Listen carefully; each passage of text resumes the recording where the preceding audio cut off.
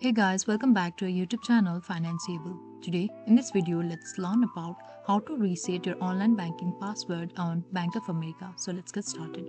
At first, let's get into any browser and search for Bank of America. Click on this first website over here. Now, enter your user ID and enter the password. And if you do not remember your password and want to reset it, click on forgot ID/password over here.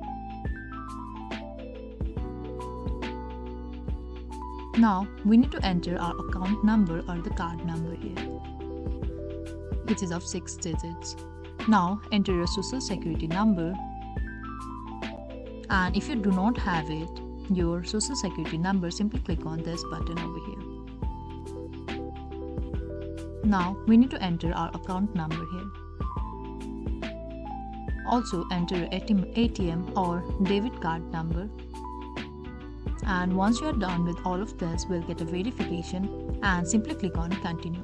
After which we can reset our password. So this is all we can do to reset our password. Make sure you remember your saving account number or social security number for this, without which we cannot reset our Bank of America password. So this is all. I hope you liked the video. Please do like and subscribe.